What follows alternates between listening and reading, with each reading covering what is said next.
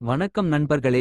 நம்ம எல்லாருக்குமே ஒரு ஆசை இருக்கும். நல்லா சம்பாதிக்கணும், பணத்தை சேமிக்கணும், நம்ம வாழ்க்கை நல்லா இருக்கணும். ஆனா சம்பளம் வந்த சில நாட்களிலேயே பணம் எங்கே போச்சுன்னே தெரியலையே. இப்படி உங்களுக்கும் நடக்குதா? அப்படின்னா இந்த வீடியோவை கடைசி வரை பாருங்க.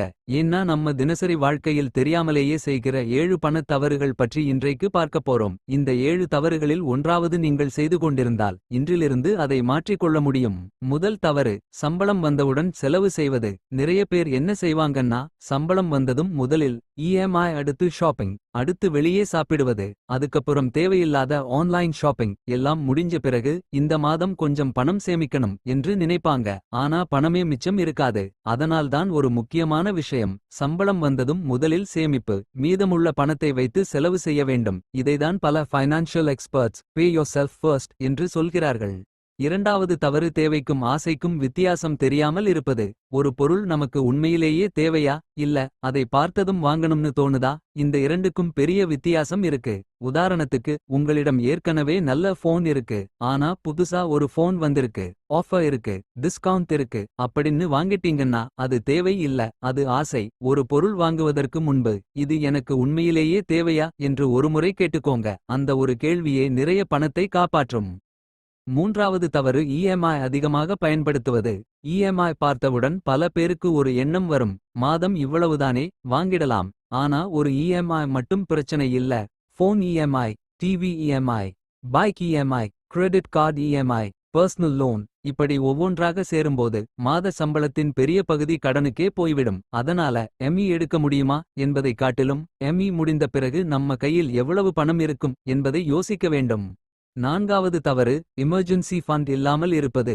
வாழ்க்கையில் எப்போது என்ன நடக்கும் என்று யாருக்கும் தெரியாது. திடீரென்று வேலை பிரச்சனை வரலாம், வியாபாரத்தில் நஷ்டம் வரலாம், அவசரமான குடும்பச் செலவு வரலாம். அந்த நேரத்தில் பணம் இல்லையென்றால் மீண்டும் கடன் வாங்க வேண்டிய நிலை வரும். அதனால குறைந்தபட்சம் 3 முதல் 6 மாத தேவையான செலவுகளுக்கு போதுமான எமர்ஜென்சி ஃபண்ட் உருவாக்குவது நல்ல பழக்கம். அதை தினசரி செலவு செய்யும் அக்கவுண்ட் இல் வைத்திருக்காமல் தேவையான நேரத்தில் உடனடியாக பயன்படுத்தக்கூடிய இடத்தில் வைத்திருக்கலாம். ஐந்தாவது தவறு, முதலீட்டை தாமதப்படுத்துவது. நிறைய பேர் சொல்வாங்க, இப்போ செலவுகள் அதிகம், இன்னும் கொஞ்ச நாள் கழித்து முதலீடு பண்ணலாம். அந்த இன்னும் கொஞ்ச நாள் சில நேரங்களில் பல வருடங்களாக மாறிடும். முதலீட்டில் முக்கியமானது பணம் எவ்வளவு என்பதை விட எவ்வளவு காலம் முதலீடு செய்கிறோம் என்பதும் முக்கியம். சிறிய தொகையிலேயே தொடங்கலாம். உதாரணத்துக்கு, மாதம் 500 ரூபாய், 1000 ரூபாய், உங்களால் முடிந்த தொகையை ஒழுங்காக முதலீடு செய்வது ஒரு நல்ல பழக்கமாக இருக்கலாம். ஆனா எந்த முதலீட்டிலும் ரிஸ்க் இருக்கும். அதனால் புரியாமல் முதலீடு செய்யாமல் அதை பற்றி தெரிந்து கொண்டு முடிவு எடுங்கள். ஆறாவது தவறு, மற்றவர்களை பார்த்து பணத்தை செலவு செய்வது. இது ரொம்ப முக்கியமான தவறு.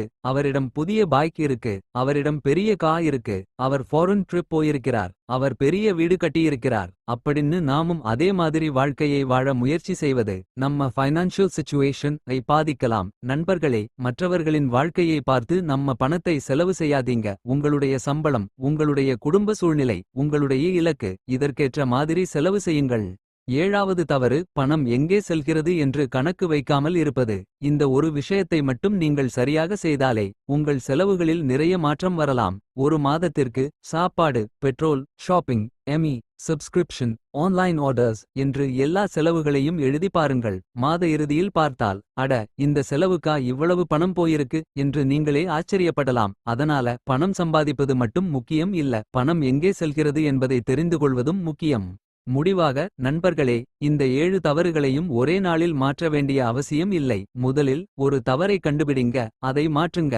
அடுத்ததாக இன்னொரு தவறை மாற்றுங்க. இப்படி கொஞ்சம் கொஞ்சமாக உங்கள் ஃபைனான்ஷியல் ஹேபிட்ஸ் மாற்றிக்கொண்டே வந்தால் உங்கள் எதிர்காலத்துக்கு அது பெரிய உதவியாக இருக்கும். இந்த வீடியோ உங்களுக்கு பயனுள்ளதாக இருந்தால் லைக் பண்ணுங்க, உங்கள் நண்பர்கள் மற்றும் குடும்பத்தினருக்கும் ஷேர் பண்ணுங்க.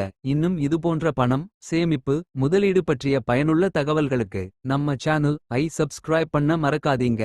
மீண்டும் ஒரு பயனுள்ள வீடியோவில் சந்திப்போம். நன்றி, வணக்கம்.